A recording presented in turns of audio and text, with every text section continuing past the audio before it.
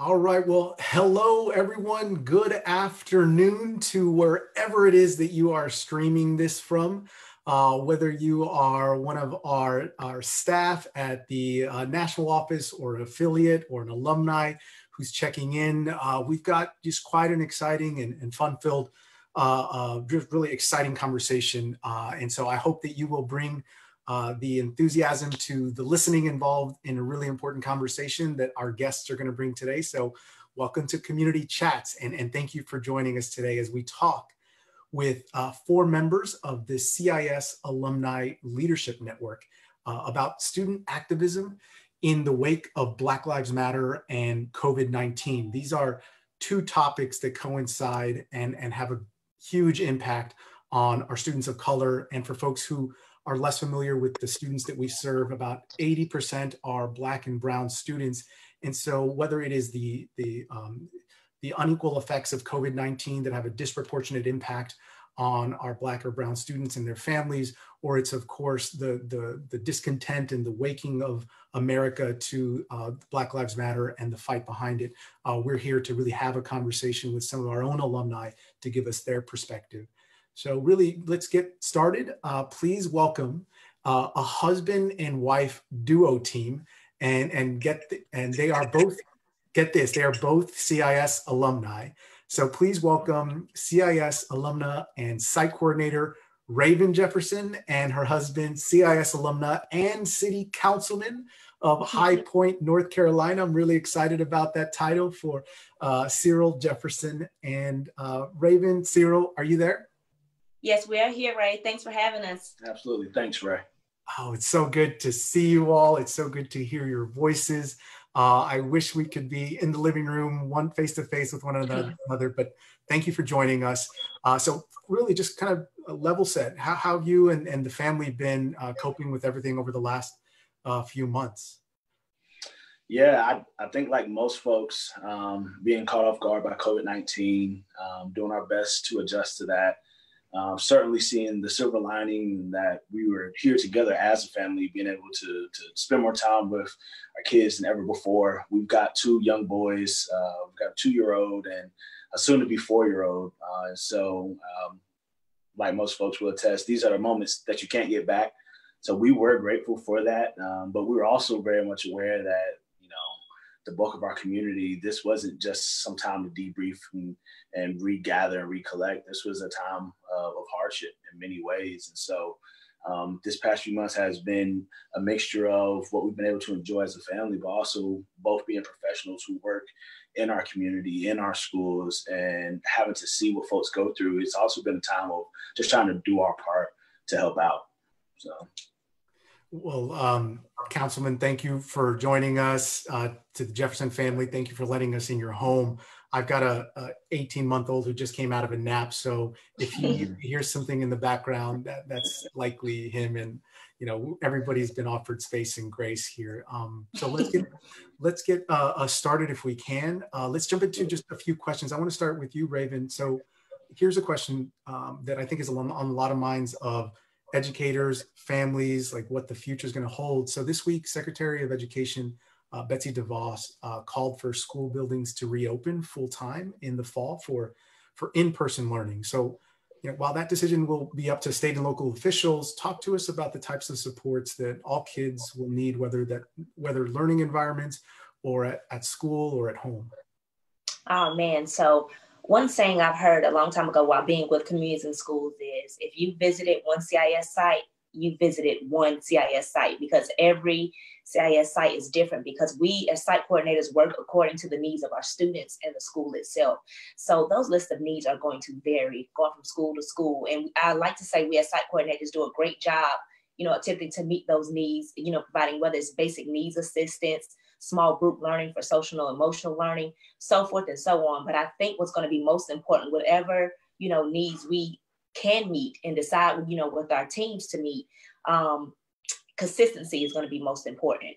That we be consistent in checking in on the well-being of our students, and not just how they're doing academically, but most importantly, how they're doing mentally, especially during this traumatic experience for a lot of our students who are at homes that may not be the best fit. and students who are fearful about going back into the school buildings, and it's a choice that they may not have any part in, seeing how their parents may have to return to work. So being consistent about checking in on the well-being of our students, and creating some creative partnerships with, other businesses in the community to meet those needs is going to be very important. Raven, the sense of like the answer to that question was, it's a difficult question because it's so complicated, but what isn't complicated is the hard work. You know what it is that you need to do, and it's being consistent and showing up for these students. And so, I think that's absolutely, what it is that our site coordinator is doing every day. So thank you, of course, for the work that you're doing and continuing to consistently keep up. Just to kind of shift a quick question here. This one's to Cyril. The CIS network supports students in both rural and urban America. In some cases, students in those areas, specifically in rural communities with lack of resources. But in your opinion, and let me say, this is a big question. So recognizing that, how does the racial divide impact educational inequities among Black students? Yeah, you're spot on, Ray, in that it's a big question. And, without being too long-winded, I'm going to attempt to bring us into context with a little bit of history, and that's that the racial divide for inequity in education for Black students goes back to the days of slavery, when if you wanted to read a book, your life was threatened. And so we start talking about racial divide. Now you don't even have the chance to be literate. You don't even have the chance to learn the basis of education. And so you bring that forward, that kind of thinking, those kind of practices, those kind of policies have been what I believe have kept Black students and students of color in general from having the same kind of opportunities, whether it's, lack of student engagement with regards to their academics because the teacher brings their biases into the classroom, or whether it's students being suspended and expelled at a higher rate just because there's all these cultural misunderstandings. We want to assume, and we do, I think, not only hope, but also believe that there are many well-meaning professionals who work with our students on a daily basis, right? But whether they show up being completely aware of, the adverse childhood experiences that many of our students go through, the toxic stress that they wear on them in the classroom every single day, there's no way to know if they're fully aware of that. And sometimes in the moment, there's no way to know if they're fully encompassing and applying and practicing what they should practice. And so I think we see that spelled out in how students achieve. If we're going to move forward with it, then we've got to be intentional about becoming more aware of what our students face. Cyril, thank you for taking on that question. I think it's also something around like you being able to answer that and be a policymaker who's having, who's not troubled by using the word racism and it is not troubled by having a conversation that not a lot of people can stomach. And the great thing is that you've got now a position where you can voice into that from policymaking, but now you're seeing this sense of of activism where even young people are realizing they may not have a title, but they've got power. Yeah. And a lot of these young people you've seen a spike in student activism and involvement in the Black Lives Matter protests. So what message do you have for students who are currently participating in protests and those who would like to? Well, just like the good book says, in all things you do, gain an understanding. So I want to encourage, all the young people who are looking to become active in what's going on in society now to understand exactly what they're representing and what they might be marching or protesting for or against. And then also with gaining an understanding, be also willing to listen. It's important that we gain knowledge from others and gain a better understanding from others on what their perspective may be and why things may be the way that they are, because not everyone has bad intentions. It's just how they may have been raised, or they may not know anyone else's. A lot of the racism and things that we face nowadays is just a lack of understanding for other people's perspective and lack of empathy. So if we can start there and gain the understanding on what's going on and being more knowledgeable of other people's perspectives, I think it will take them a lot further than, a one-time movement. And instead of this being a stagnant thing, this will be something that can create a permanent change in our society. Yeah. And Raven, I'll use a phrase from the previous answer, which is like this consistency for young people and the sense of not getting tired or feeling that you're losing momentum because it's not in everybody's social media feed like it was a month ago. Like there has to be a steady drumbeat, and I think you spoke to that. So this is a question that I think Cyril touched on a little bit, but both of you are former alumni, and so what do you believe are some of the barriers faced by Black students as they matriculate through school and then look to enter the workforce? Yeah, so coming into the workforce, and I'm one of those ones who was in some cases an example. I was so grateful for the support that CIS offered me as a student, and they were able to help me navigate the tricky waters of college application, the early process of that, the ensuring that I got all my ducks in a row and on time.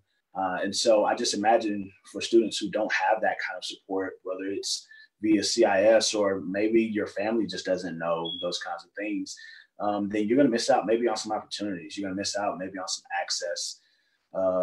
There could be a scholarship out there for you, or there could be an internship, or in many cases, there could be a connection to be made.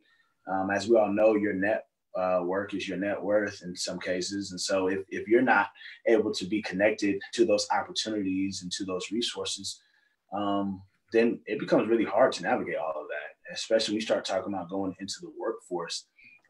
It's scary. And so,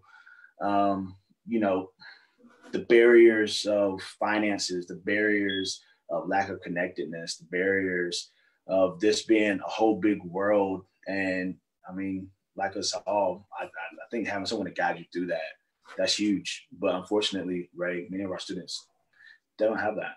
Right, and the exposure that a lot of our minority students, Black students specifically, need is, there's a big gap between them and their peers. For CIS, for me, a large part that I benefited from was the exposure that communities and schools provided. The college tours, being a first generation college graduate for my family. So the college tours we went on, or the job shadowing field trips, providing some exposure for our students to know that there are bigger and better opportunities out there is sometimes all the spark that some of the students need. It's not even an academic gap that's needed, but just knowing that there's an opportunity that I can reach is, the only thing that some of our students need. Yeah. Thank you both for that answer. I think it just speaks so much to what the important value is of a site coordinator who is just letting you peek behind the curtain of what's possible for you. That is sometimes just so hard when you think about the probabilities that our young people, especially those who are Black and brown, who are coming in from communities that are already starting at a deficit. Like it really truly does take somebody in their lives to expose them to that. Cyril, I want to sort of maybe, if I can, finish with a question here to you. Now you're a newly elected city councilman out in High Point and North Carolina. Can you share some advice, any resources that you would have offered to your local constituents now that we're dealing with COVID-19, national protests, and the fight against racism, inequality? What is your, I guess I'm asking, what is your hope for the future of your district? Well, Ray, that's a great question. And I'm often a believer that a community's collective effort to overcome struggle and to overcome adverse experiences is in many ways the testament of their resilience. And in many ways, it's going to be attached to the outcome for that community and if they'll succeed. And so some of the work that we've been doing here in High Point, some of the resources that we've been connecting High Point's residents and our constituents to, some of the work includes a website where you can go to highpointresources.org and it'll tell you everything that we're dealing with in regards to COVID-19. It'll get you caught up on the latest updates, whether it's from the governor to the mayor, up to the White House. It'll tell you where you can find what. And then with that same group, taking on some innovative projects like sanitation stations for those individuals experiencing homelessness. Because, I mean, obviously COVID-19 is all about doing our best to mitigate the spread. And so we've got to practice healthy habits, but for our brothers and sisters who are experiencing homelessness, they don't have the same access to hand washing like the rest of us do in many cases. So we've recently activated that, and it was cool to be a part of the group that was exploring that, and also cool to be a part of the governing body that got to hear that and officially sign off on funding that through our CDBG, that's Community Development Block Grant funding, that's specifically geared towards the COVID-19. So that's really cool. For folks in our district as well, that's about COVID-19, but as well as everything going on with the social unrest and Black Lives Matter, things of that nature, how we're looking to move past that, Ray, is this, I think it's this resounding truth, and that's that as North Carolina's international city, we have this claim to how we welcome international visitors every year, or how we have the largest international market for furniture industry. These are the things that are the bread and butter of our local economy and of our local culture. But in being North Carolina's international city, that message means that we've got a diverse makeup, diverse residents, cultures and languages spoken here, that unless we do our very best to engage every single one of those folks, there's no way we're going to maximize what it means to be High Point. And so while none of us are to blame for what's going on right now in the country, we should never assume that blame. However, we should assume the responsibility of making it better. And we've all got to take the collective strides to meet each other in the middle, to chat, as Raven alluded to earlier, listening and understanding, and then just being consistent about that work. It's not something that's gonna get better overnight, but we have to believe in the ability to change. We have to believe in humankind's capacity to learn and to grow. I think that's what's got us where we are today. It's what's made us the great country of the United States of America. And it's what will allow us to come out on the other side of this hole.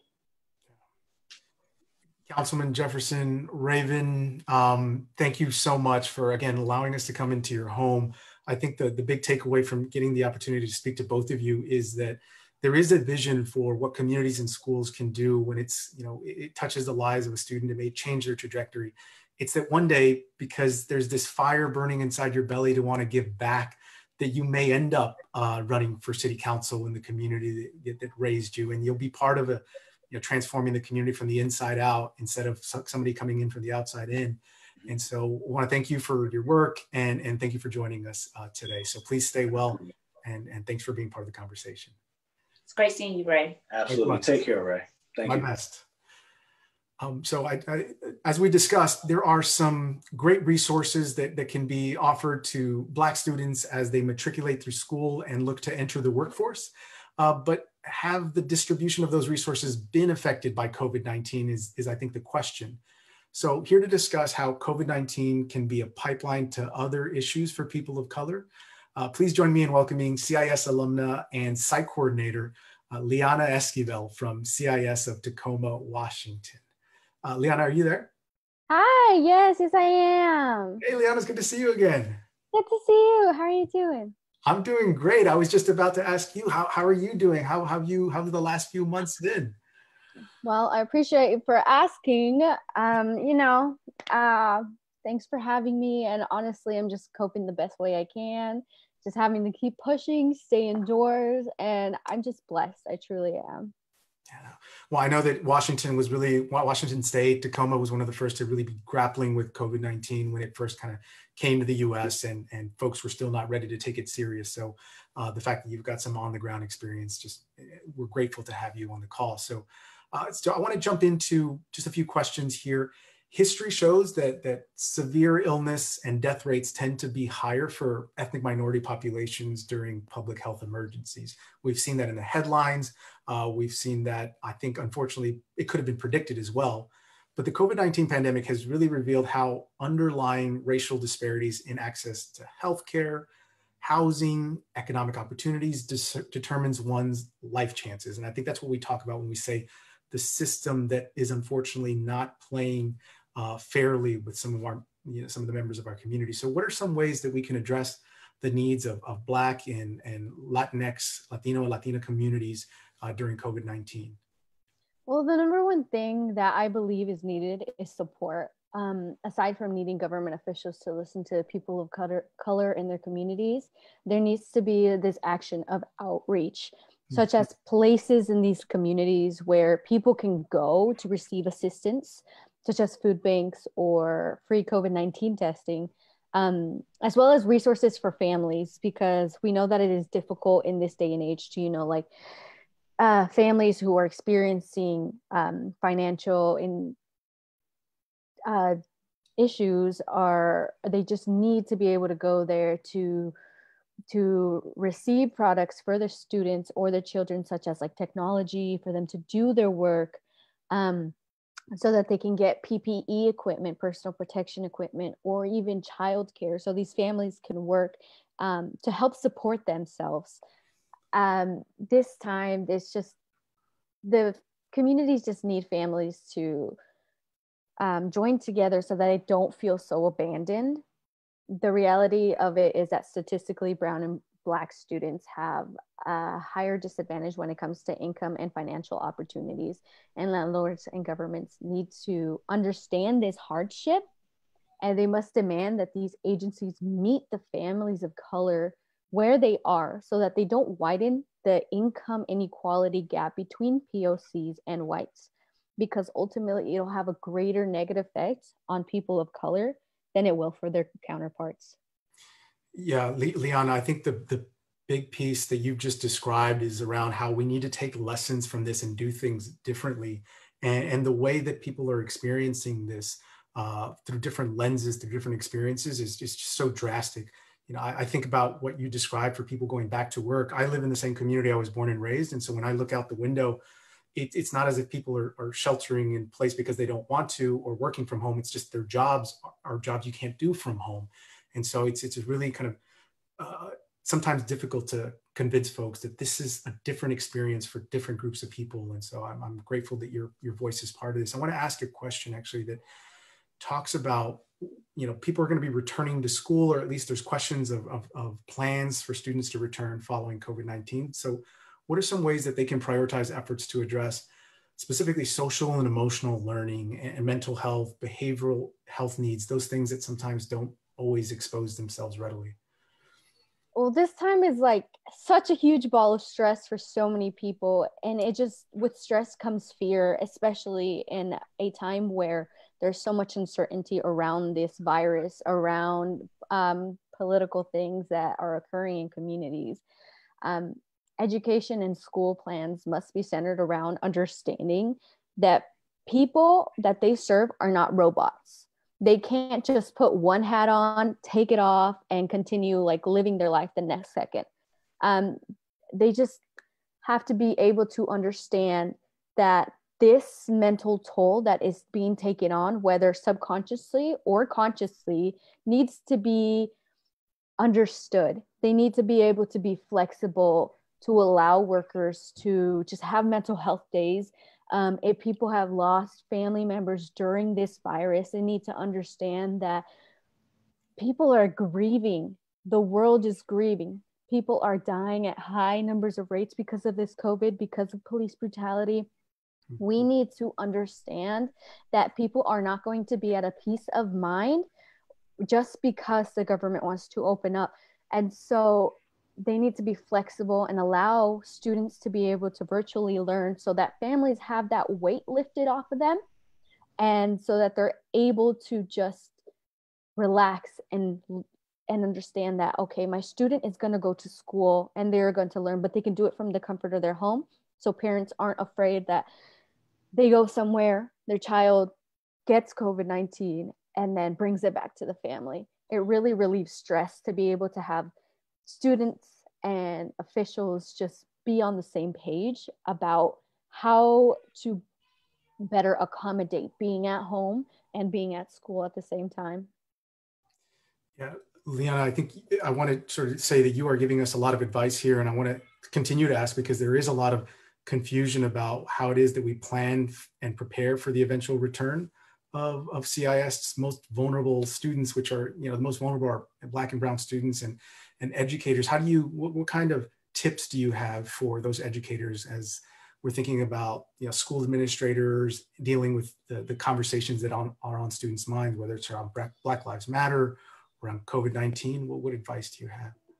The best advice I can give is to educate yourselves. As educators and leaders and officials, you have a duty to support these students at the level that they are at, not at the level that you are at. And I want to say that one more time. You have a duty to support these students at the level that they are at, not the level that you are at. These students are walking through this world feeling that everybody is against them. And it is the responsibility of these government and educational officials to learn and meet them where they are.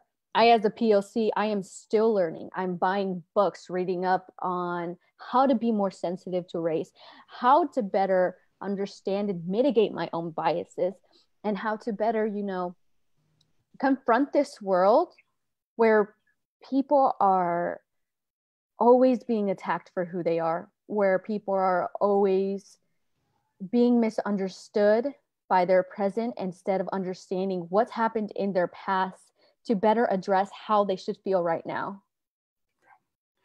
Thank you for sharing that, Leanna. And specifically, you've got an experience yourself, and I think it's tucked into everything that's happening around us right now. And so when you think about the Black Lives Matters movement, which has gained just international attention and support from people of all colors, races, and ethnicities, you yourself as a Latina woman, in what ways can the Latinx community come alongside to support the Black Lives Matter movement while still ensuring that their voices are heard?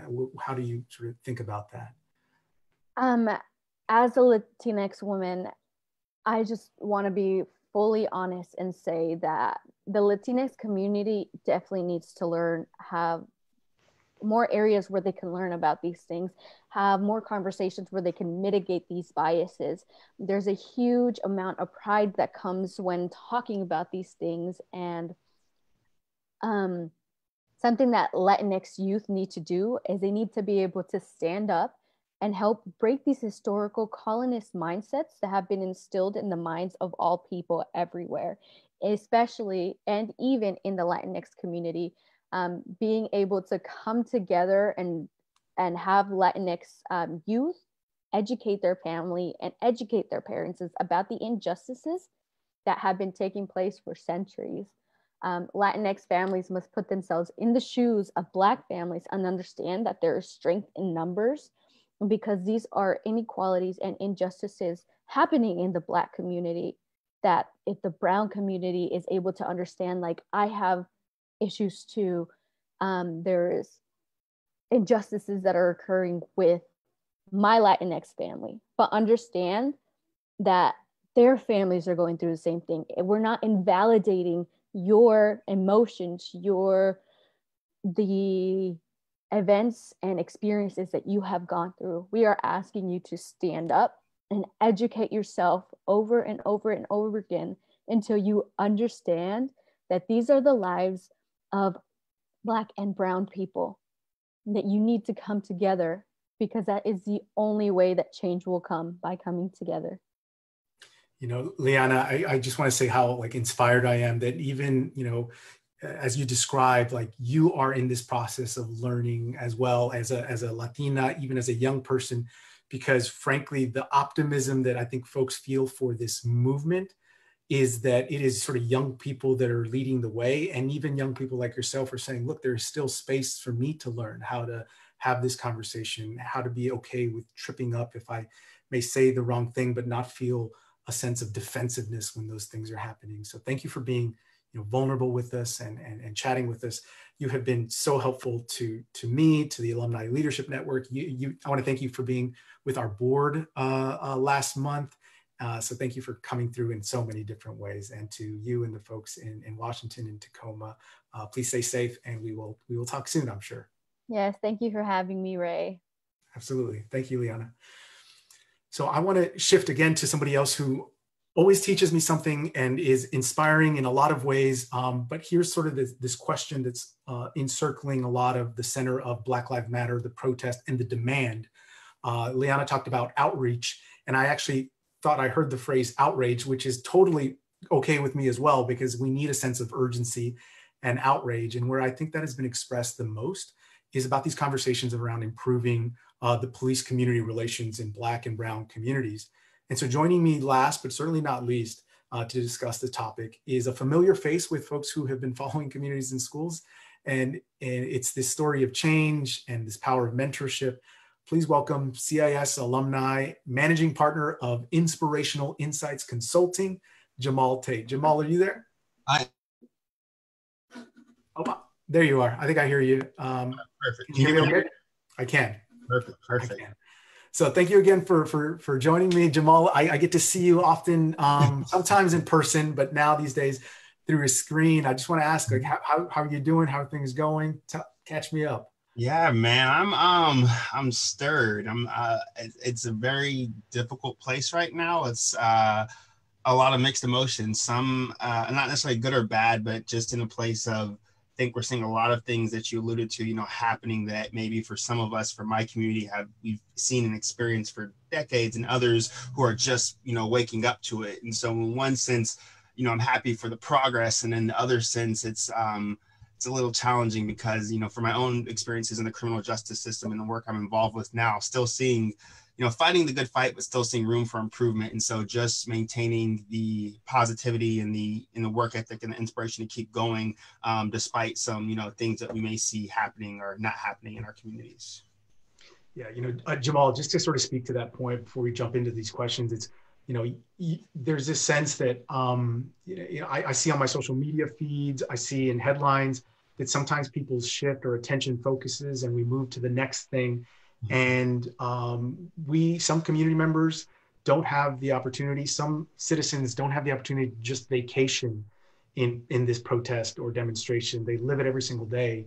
And I think there's a responsibility for all of us to keep, again, this consistent drumbeat going. But to speak again to your point, you've been in this fight shoulder to shoulder for a long time, before it was on headlines, before it was the focus of attention in Charlotte-Mecklenburg. And you actually worked with the police department to improve police community relations.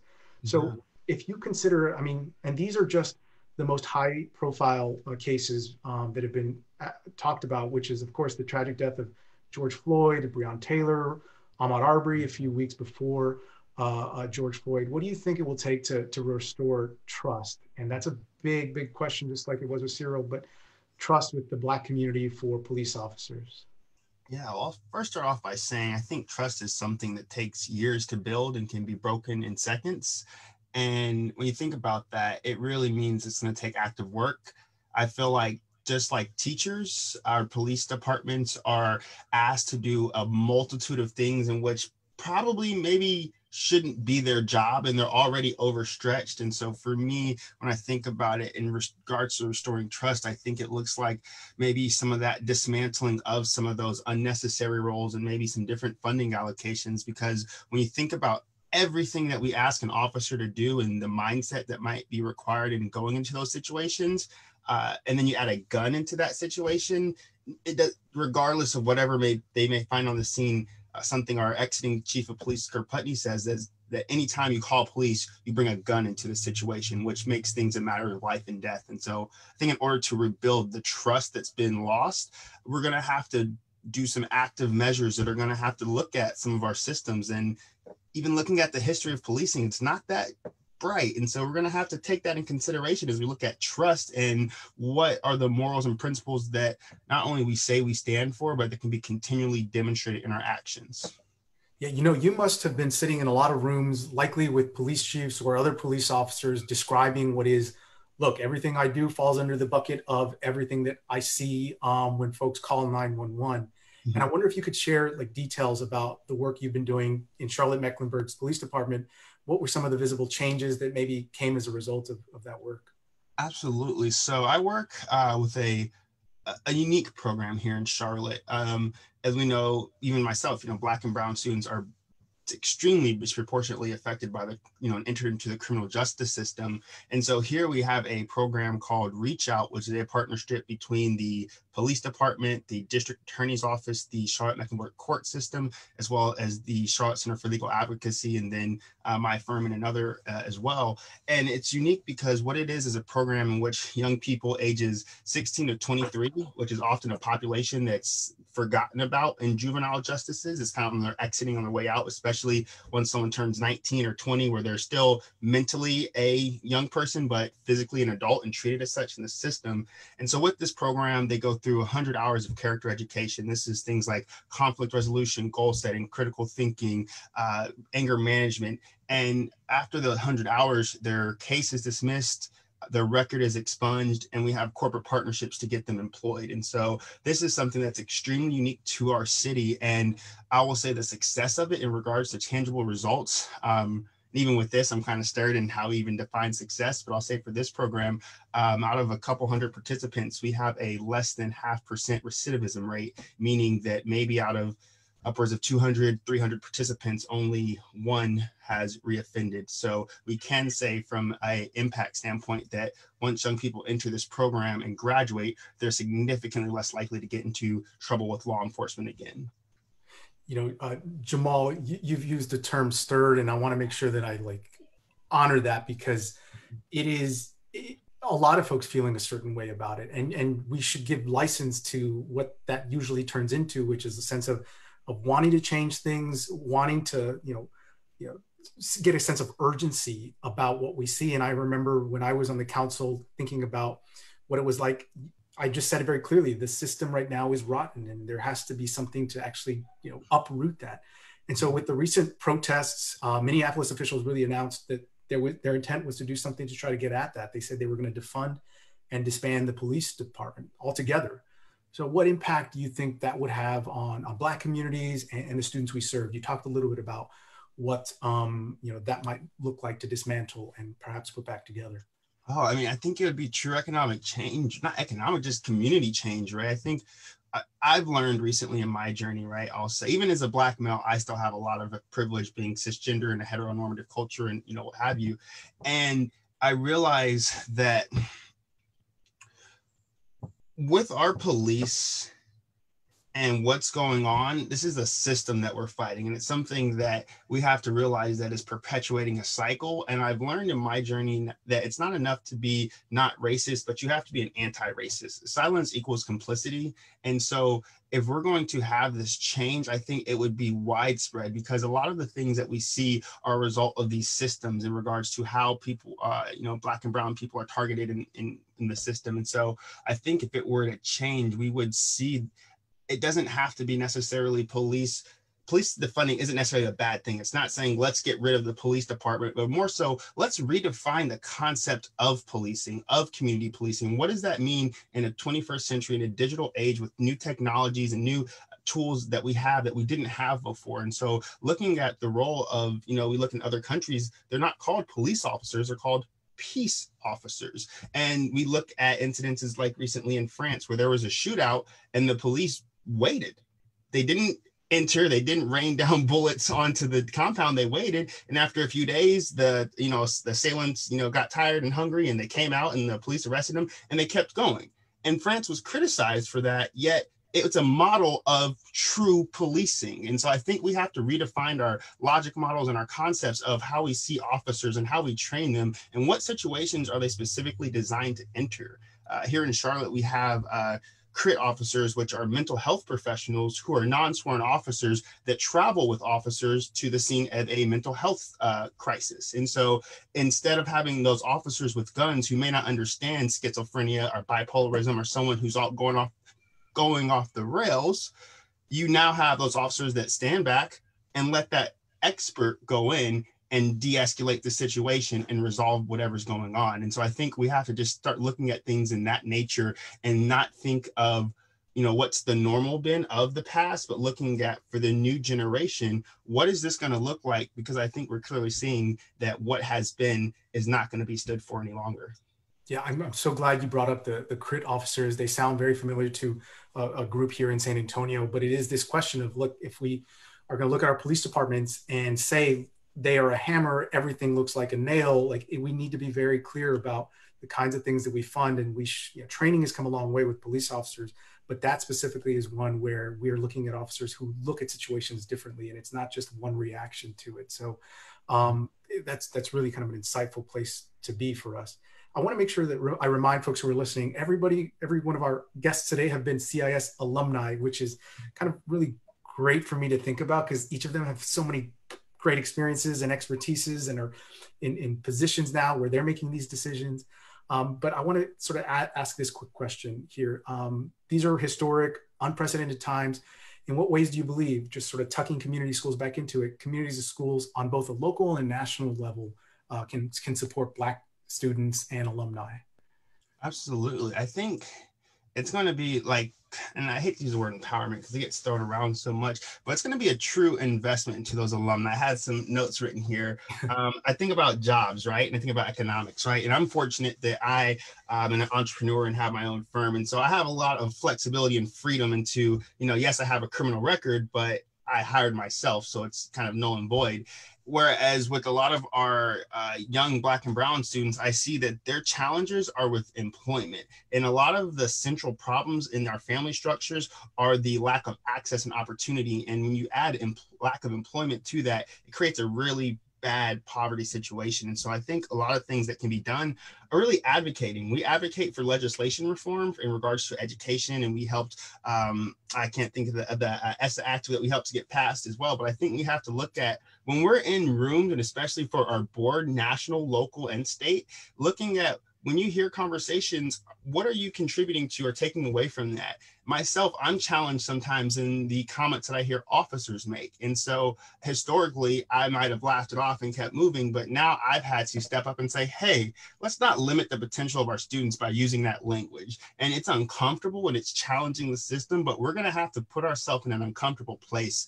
I see a lot of people that want to help and do this work comfortably. I have a lot of friends that are digital activists that all of a sudden want to write a million tweets and a million pics on the gram, but this is gonna take something that's going to be us entrenching ourselves. I'll say also hiring and promoting. It's not enough to just get a job, but to provide a leadership opportunity in that role. I've been very privileged to have mentors who had advocated for me, whether it was applying for programs or applying for contracts or different things like that. But we're going to have to step up and provide a financial economic support, not necessarily from out of our pockets, but leveraging our social capital to help these Black and brown students the same way that I'm sure someone helped you by leveraging their social capital. And maybe when you made a mistake or showed up to work late, you were given a second chance, and providing that same second chance. Unfortunately, it seems when it comes to young people who look like me, we get one strike and that's it. We don't have opportunities for learning moments to learn what we did wrong and to have a conversation, receive feedback,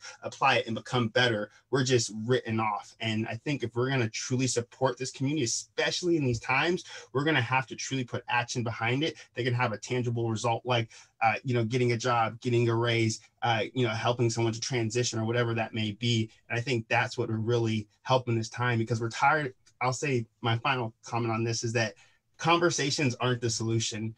It's great that we can strategize, but we have to move into action like we've seen communities and schools do. And so for all of our community groups with communities and schools as well, challenging you to take it to the next level. I know change is hard. I know it can be slow and difficult, and we're fighting against systems of oppression, but now is the time. And I would implore everyone to make sure that we choose to be on the right side of history. Well, check the date, check the clock. Jamal Tate has laid it down in this time in history that we've got work to do. And I know that, gosh, it's so good to hear from you, Jamal, like what we've all really been saying, which is that there is room here to feel a little discomfort, and it's okay.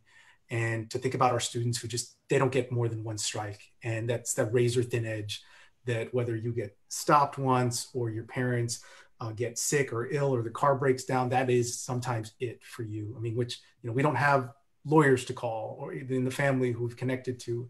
But Jamal, I want to say this as we close, to thank you and to thank the Jeffersons and to thank Leanna. Like, you all have expertise and you have given it to us because you're CIS alumni, but this is the kind of valuable information that I'm sure people are sometimes contracting you to help them do. So I want to say thank you for giving us an in-kind contribution of your time and your mind in doing this. So again, thank you for having me.